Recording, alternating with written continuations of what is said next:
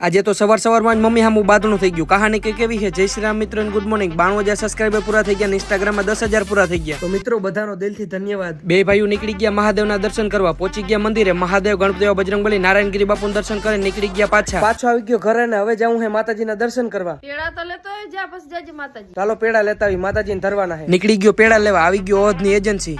ઓહો, અહીં ચોકલેટનું જ ઘર છે. લાવો દિલીપભાઈ પેડા લાવો, પેડા તો એક નંબર છે. નીકળી ગયો પેડા લઈને, આવી ગયો ઘરે. ફૂલ લીધા, અગરબત્તી લીધી, પેડા લીધા અને શ્રીફળ લીધા. બે ભાઈઓ નીકળી ગયા માતાજીના દર્શન કરવા, પહોંચી ગયા મંદિરે. અગરબત્તી કરી, ફૂલ ચડાવ્યા, પેડા ચડાવ્યા, ખીર ચડાવી, ખીચડી ચડાવી, શ્રીફળ ચડાવ્યા. દાદીમાને પ્રસાદી દઈને નીકળી ગયા ઘર સાઈડ ને પહોંચી ગયા ઘરે ને બેહી ગયો નાસ્તો કરવા. હવે જાઉં હે ભાઈ ને પાટીએ મૂકવા. નીકળી ગયા પાટીયા સાઈડ ને પહોંચી ગયા પાટીએ તો મારું પાર્સલ આવી ગયું. પાર્સલ દેજો ને રાજુભાઈ. પાર્સલ લીધું ને ભાઈ રામ રામ કરીને નીકળી ગયો પાછો આવી ગયો ઘરે. નાનો આખો વિડીયો મારી યુટ્યુબ ચેનલ ઉપર આવી ગયો તો જોતા હો. મિની બ્લોગ અહીં ખતમ. બધાને જય શ્રી રામ એન્ડ બાય.